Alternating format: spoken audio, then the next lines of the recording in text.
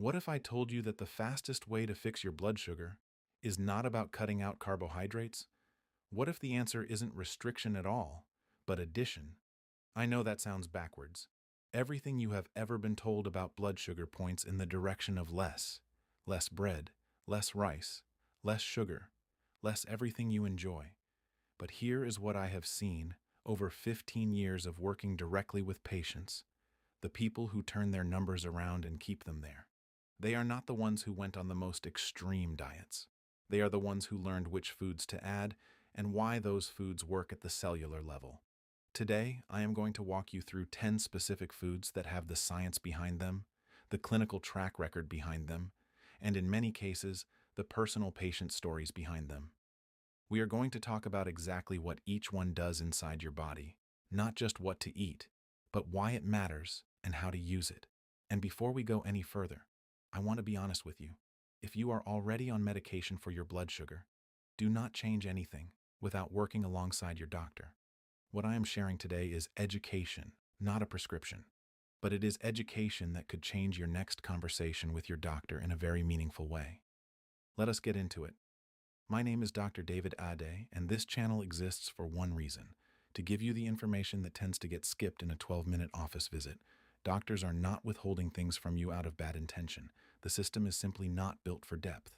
A rushed appointment can hand you a prescription and move on, but it cannot sit with you and explain why your blood sugar is doing what it is doing, what is actually happening at the level of your cells, and what you can do today, tonight, starting with dinner, to begin shifting that picture. That is what we do here. So before I hand you the list of 10 foods, I want to give you something more valuable than the list itself. I want to give you the reason behind the list. Because once you understand what is actually going wrong in your body when blood sugar climbs too high, every single food on this list will make complete sense to you. High blood sugar, in the vast majority of cases, does not start with sugar. It starts with a hormone. The hormone is insulin. Insulin is produced by your pancreas, and its job is to act as a key. Your cells are locked doors, and glucose, which is the form of sugar that travels in your bloodstream, needs to get inside those cells to be used for energy. Insulin unlocks the door, glucose walks in, blood sugar comes down. That is how the system is supposed to work. But here is where things go wrong for so many people. After years of diets high in refined carbohydrates, years of chronic stress, years of low-grade inflammation quietly building in the body, your cells stop responding to that insulin key the way they should. The insulin knocks, and the door barely opens. Or it does not open at all. So your pancreas tries harder. It pumps out more insulin, more knocking, less response. Blood sugar stays high because the glucose has nowhere to go. This is what we call insulin resistance, and it is the engine underneath almost every case of prediabetes and type 2 diabetes. Now here is the critical thing I want you to understand, because this is where the conversation usually stops in a short appointment. The standard response to insulin resistance is to add more medication to push the system harder, and sometimes medication is genuinely necessary. I am not against it. But medication in most cases is pushing on a system that is already overwhelmed. It is not fixing the root of the problem. These 10 foods do something different. They work upstream. They address the problem at its source. Every food on this list does one of 3 jobs. It either slows the rate at which sugar enters your blood, so your pancreas never has to panic. It cools the inflammation that is interfering with your insulin signal in the first place. Or it helps wake up the insulin receptor itself, so your own body can start doing the job it was designed to do. That is the framework. Hold on to it. It will make everything that follows click into place. The first food is one that most people walk right past in the grocery store. That is a mistake, because this little seed is one of the most powerful blood sugar tools I have ever encountered in clinical practice. It is called fenugreek. Fenugreek seeds are small, hard, amber-colored seeds, and you can find them in the spice aisle of most larger grocery stores or in any Indian or Middle Eastern market. They cost almost nothing. A bag that will last you weeks can run you the same price as a cup of coffee. So why does fenugreek matter so much for blood sugar? The seed is packed with a type of soluble fiber called galactomannan. When that fiber meets the water in your stomach, it swells and forms a thick gel. Think of it like a slow-release barrier sitting in your digestive tract. That gel wraps around the carbohydrates in your meal and physically slows down how fast your stomach empties into your small intestine. Why does that matter? Because the speed at which your stomach empties food into your intestines is directly connected to how fast sugar floods your bloodstream. When that process is slowed down, sugar trickles in rather than flooding in. A trickle your pancreas can handle calmly. A flood is what causes a spike.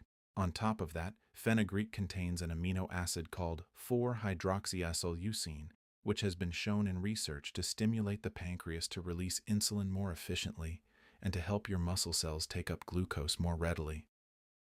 In my own practice, I have watched fasting blood sugar readings begin to shift within 1 to 2 weeks of a patient adding fenugreek to their morning routine. Here is how to use it. Take 1 teaspoon of the whole seeds and soak them in a glass of water overnight. In the morning, drink the soaking water and eat the softened seeds before breakfast. The water picks up some of the active compounds, so you want both. If the slightly bitter flavor bothers you, you can grind the seeds into a powder using a small spice grinder and stir half a teaspoon into yogurt, eggs, or a smoothie. One caution: start with a small amount and build up slowly over several days. Fenugreek fiber is powerful, and your digestive system needs a little time to adjust. The second food on this list is one you almost certainly already have in your kitchen, but there is a very good chance you have the wrong kind, and the difference is not small. The cinnamon most people reach for at the grocery store is called cassia cinnamon. It is the common variety, and it is not bad in small amounts. But cassia contains a naturally occurring compound called coumarin, which, in the quantities you would need to use cinnamon therapeutically every day, can be hard on the liver over time. The variety you want is called Ceylon cinnamon. Sometimes it is labeled simply as true cinnamon. It looks and smells similar, but it contains far less coumarin, which makes it safe for daily use. Now, why does cinnamon work for blood sugar at all? What is actually happening? Ceylon cinnamon is rich in polyphenols. These are plant-based compounds with a remarkable property. They actually mimic the behavior of insulin at the receptor level. They help your insulin receptors grip glucose more tightly and respond more efficiently. Cinnamon also slows gastric emptying, meaning it slows down how fast your stomach pushes food into your intestines, which reduces the speed of the blood sugar rise after a meal. There is solid research backing this up. A study from the Human Nutrition Research Program at the USDA found that less than half a teaspoon of cinnamon per day produced a meaningful reduction in fasting blood glucose in people living with type 2 diabetes. The practical application here is simple. Use 1/4 to half a teaspoon of Ceylon cinnamon each day. Stir it into your morning coffee, your oatmeal, or a smoothie. Sprinkle it over roasted vegetables. Add it to a stew. The one important tip: pair your cinnamon with a meal that contains carbohydrates. That is exactly when you want your receptors responding better and your stomach emptying more slowly. Timing it with a carbohydrate-containing meal is when you will feel the difference most clearly. Number 3 is the most underestimated food on this entire list. And I say that deliberately because every other food I am going to describe works well, but this one does something none of the others do quite so directly. I am not talking about broccoli. I am talking about broccoli sprouts, the 3-day-old seedlings. And that distinction matters enormously. Broccoli sprouts are packed with a compound called sulforaphane. The fully grown broccoli head you buy at the store also contains sulforaphane, but in far smaller quantities. Sprouts contain somewhere between 50 and 100 times more sulforaphane than mature broccoli. That is not a small difference. Here is what sulforaphane does that makes it so relevant to blood sugar. It targets your liver. Now, your liver has a job it does overnight while you sleep. It produces glucose and releases it into your bloodstream.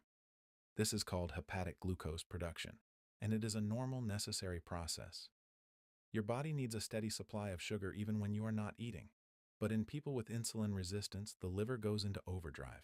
It makes far too much glucose overnight, and it does not stop even when blood sugar is already elevated.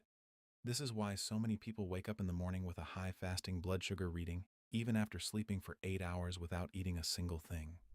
They fasted all night, and their number still went up. The liver is responsible. Sulforaphane quiets that overnight liver activity down. A study from Lund University in Sweden gave concentrated sulforaphane to people with type 2 diabetes and measured a meaningful drop in fasting blood glucose, with the most dramatic effects in exactly the people whose sugar was hardest to bring under control. You can grow broccoli sprouts yourself at home with nothing more than a wide-mouth jar, some seeds, and a bit of patience. The process takes about 3 days and costs almost nothing. Or you can buy them already sprouted in the produce section of many grocery stores. A small handful, roughly a quarter of a cup, eaten raw on top of a salad, in a sandwich, or stirred into a bowl several times per week is enough. The key word there is raw. High heat destroys sulforaphane. Eat sprouts raw or barely wilted, and you preserve the active compound. The fourth food is one that a lot of people have been unfairly afraid of, and that fear has cost them real progress. The avocado. For years, avocados were categorized in the public mind as something to minimize because of their fat and calorie content. That thinking has done a lot of damage, because the fat in an avocado is not the enemy. It is one of the most blood sugar-friendly substances you can put on your plate. Avocados are rich in monounsaturated fat. This is the same family of healthy fat found in olive oil, and it has a remarkably helpful effect on blood sugar management. Here is why. When you add fat and fiber to a meal, you slow down the entire digestive process. The speed at which carbohydrates are broken down and absorbed is reduced.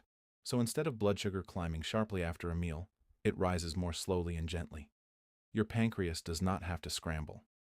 The insulin response is calmer and more controlled. Half an avocado added to a plate of rice or spread on a piece of whole grain toast does not remove the carbohydrate. The carbohydrate is still there, but it arrives in your bloodstream far more gently than it would without the avocado beside it. You have put a natural brake on the rate of absorption. Over the longer term, regular consumption of monounsaturated fat has also been shown in research to improve insulin sensitivity directly. The cells begin responding to insulin more efficiently over time. There is also a practical benefit that I hear from patients regularly.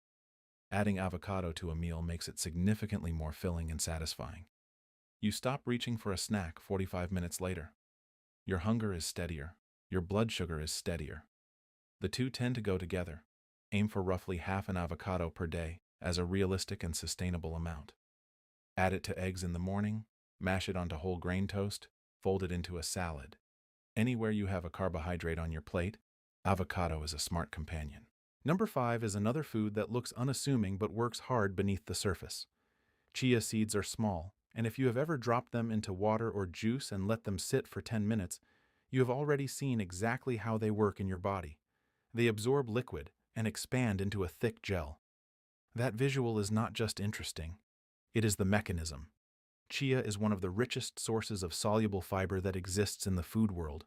When chia reaches the water in your stomach, it forms that same type of thick gel we talked about with fenugreek, and that gel wraps around the carbohydrates you ate alongside it and slows their release into the bloodstream dramatically.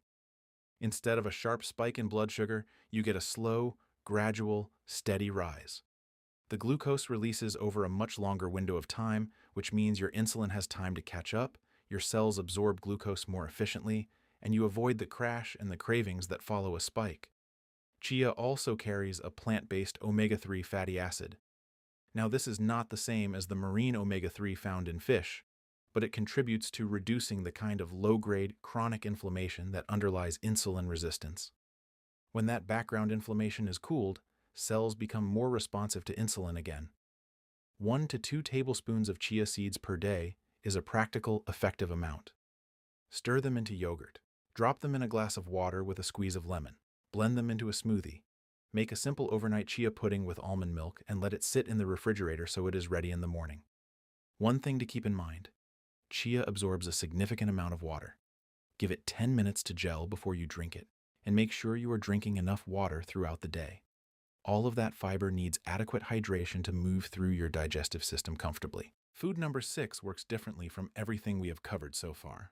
The previous 5 foods primarily work by slowing the arrival of sugar into your blood. This one goes after the deeper problem, the root cause underneath the blood sugar issue itself: fatty fish, specifically salmon, mackerel, sardines, and herring.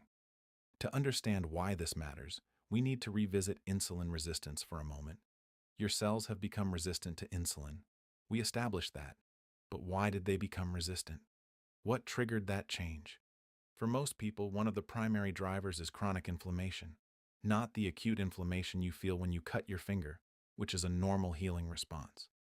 I am talking about a low-grade, quiet, persistent inflammatory state that builds over years, often without any obvious symptoms, but that does real damage to the way your cells function at a molecular level.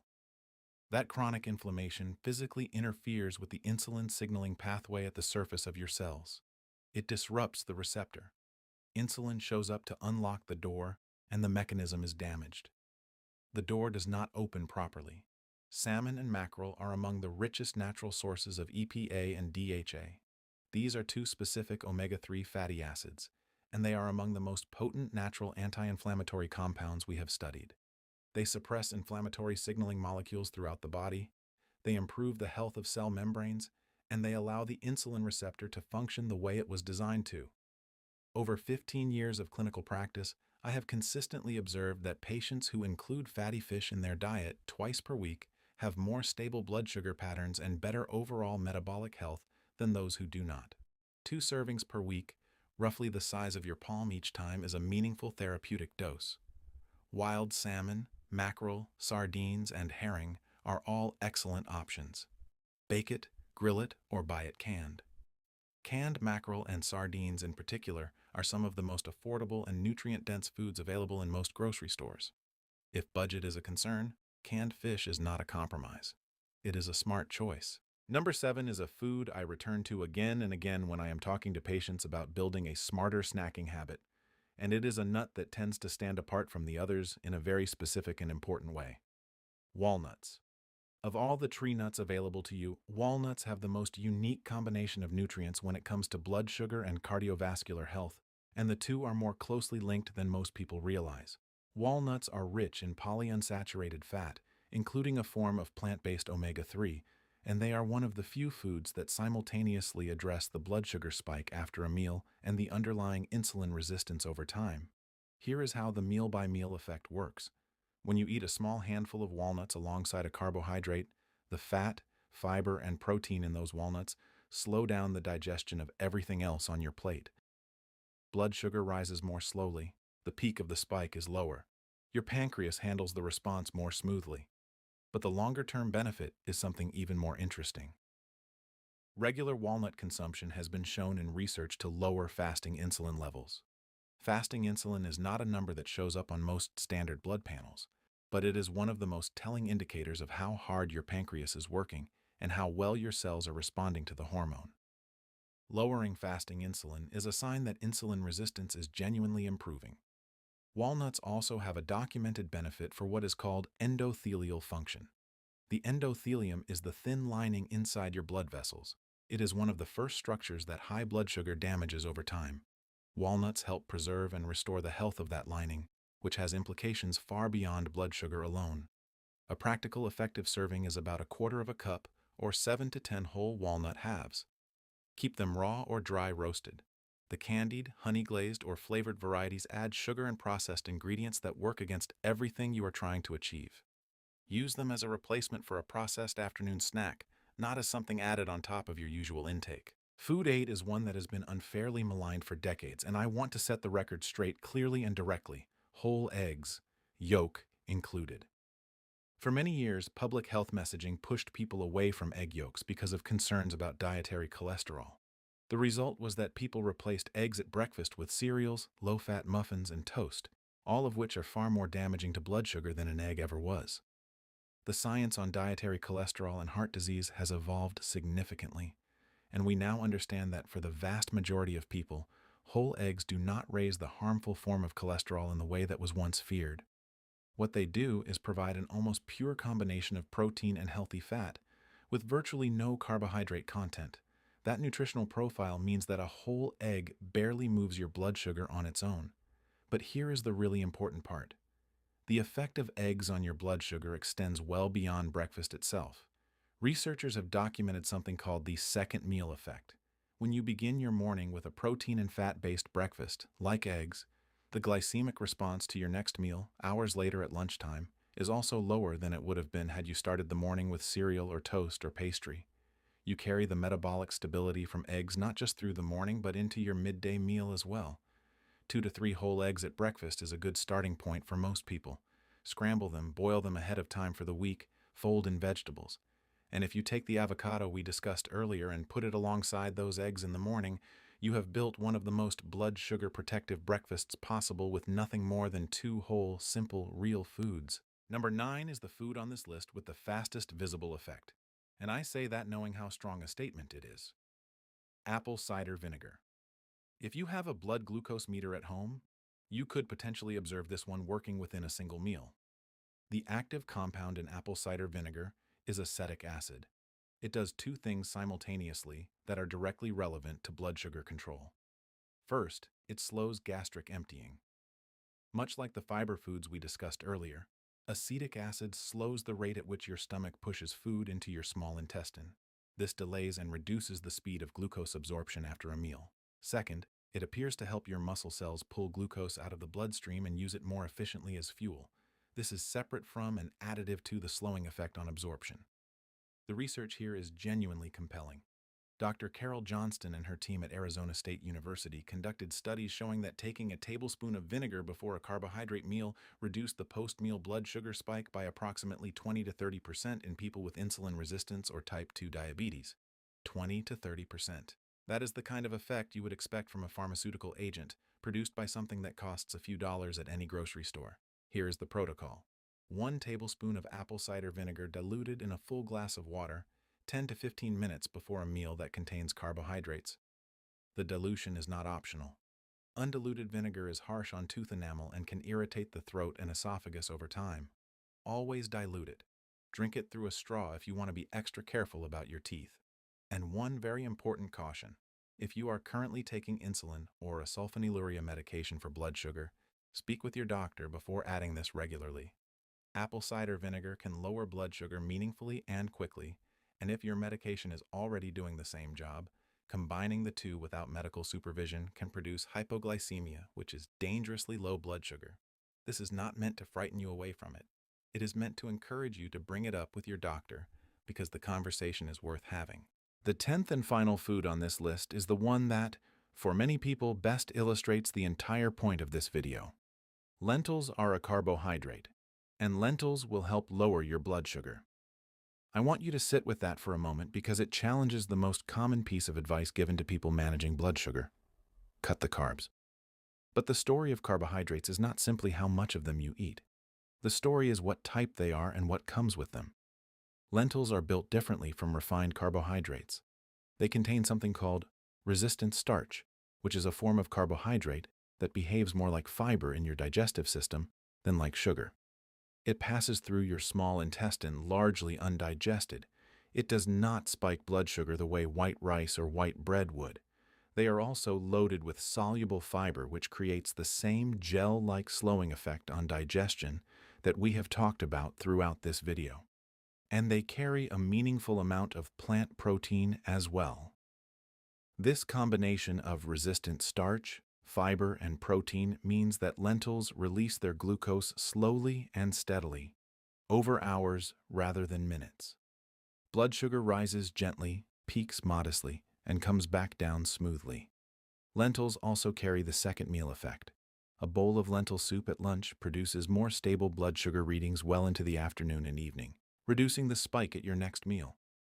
In clinical practice, one of the most reliable strategies I have for bringing down a patient's A1C, which is the 3-month average blood sugar, is to help them swap white rice and white potato for lentils several times per week. It is simple, it is affordable, and the results tend to show up in the lab work within weeks. Half a cup to a cup of cooked lentils, 3 or 4 times per week, is a realistic and meaningful target. Use them in soups, stews, salads, or as a base in a grain bowl. Dress them with olive oil and a splash of apple cider vinegar, and you have just combined 3 of the most blood sugar protective foods on this list in a single dish. I want to share a story with you. I will call her Donna. Donna was 63 years old when she came to see me. She had recently retired and was, by her own words, terrified. Her fasting blood sugar was sitting around 180. Her doctor had just informed her that the time had come to add a second medication on top of what she was already taking. She did not want to spend the rest of her life climbing a medication ladder. But what scared her most was not the medications themselves. It was where she had watched this disease go. Her own mother had lost toes and eventually her eyesight to complications of uncontrolled diabetes.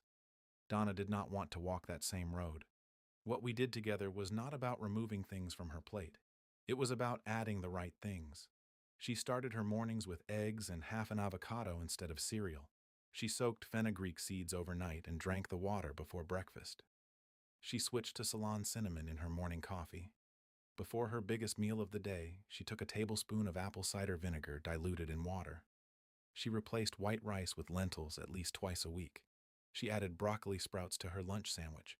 She snacked on walnuts instead of crackers. Fatty fish appeared on her dinner table twice a week. Within the first week, her fasting numbers started to move. Within 3 months, working closely with her own physician, she had come off the second medication entirely. Her A1C had shifted from the diabetic range back toward the normal range. 2 years later, those numbers have held. She did not starve herself. She ate well. She ate abundantly in many ways. She simply understood for the first time in years which foods were working with her body instead of against it. And her body, given that support, did the rest. Let me tie the whole picture together for you because this matters. These 10 foods succeed where simply cutting carbohydrates often fails because they address insulin resistance from multiple directions at once. The fiber-rich foods, fenugreek, chia, avocado, lentils, they slow the rate of glucose delivery. Your pancreas never has to panic. Insulin is released calmly and at the right level for the job. The anti-inflammatory foods, fatty fish, walnuts, chia, they cool the low-grade chronic inflammation that was physically blocking the insulin signal at the cell surface. When that inflammation is reduced, the receptor starts working again. The insulin-sensitizing foods, cinnamon, apple cider vinegar, they help the receptor itself respond more efficiently when insulin shows up. They restore the lock and key mechanism. Do this meal after meal, day after day, and something remarkable starts to happen. The cell that stopped answering the door slowly starts opening it on the first knock again. That is what reversing insulin resistance means at a practical level. And once that process begins, your body holds your blood sugar down on its own. That is why Donna's numbers held for 2 years. She did not just manage a symptom, she changed the underlying condition. Before I give you a simple action plan to start tonight, I need to say something clearly. If you are currently taking insulin injections or a sulfonylurea medication, which includes drugs like glipizide or glyburide, these foods can lower your blood sugar fast. And if your medication is already working to lower it, combining the two without medical supervision can push your glucose too low. That is called hypoglycemia, and it can be dangerous. This is not a reason to avoid these foods. It is a reason to add them in conversation with your doctor, bring these foods up at your next appointment, ask your doctor to monitor your numbers as you make changes, and let them adjust your medication downward as your body responds. That is not a failure of medication. That is medicine working exactly as it should. Here is what you can do starting today. 5 straightforward steps. Step 1. Tomorrow morning, replace whatever you usually have for breakfast with 2 or 3 whole eggs and half an avocado. That single swap changes your blood sugar trajectory for the entire day. Step 2. Tonight, soak 1 teaspoon of fenugreek seeds in a glass of water before you go to bed. Drink the water and eat the seeds first thing in the morning before anything else. Step 3. Find Ceylon cinnamon, not cassia, and begin adding a 1/4 teaspoon to your coffee or morning oatmeal starting tomorrow. Step 4. Before your largest meal tomorrow, take 1 tablespoon of apple cider vinegar diluted in a full glass of water, 15 minutes before you sit down to eat. Step 5. This week, replace white rice or potato with lentils at least twice, and plan to have fatty fish for dinner 2 nights. You do not need to add all 10 foods overnight. Stack them in gradually over the next 2 weeks. By the end of that period, you will have built a genuinely therapeutic nutritional pattern without a dramatic elimination diet, without cutting out food groups you love, and without going hungry. Let me leave you with the core message of everything we covered today. Blood sugar problems almost never start with how much sugar you eat. They start with insulin resistance. They start with cells that have stopped responding to a hormone they were designed to work with. The foods we discussed today do not fight blood sugar directly. They restore the conditions your cells need to handle blood sugar the way they always could. That is a fundamentally different approach, and it is why it works when restriction alone does not. Fenugreek and chia slow the tide of glucose. Salmon and walnuts cool the inflammation. Cinnamon and apple cider vinegar wake up the receptor. Avocado and lentils and eggs Build the kind of meals that protect you not just in the moment, but into the next meal and the one after that. Your body is not broken. In many cases, it has simply been missing the raw materials it needs to do its job. These foods are some of those materials. If this video gave you something you have not heard before, something that actually makes sense of what your body is doing and what you can do about it, please share it. Share it with someone in your family who is managing their numbers.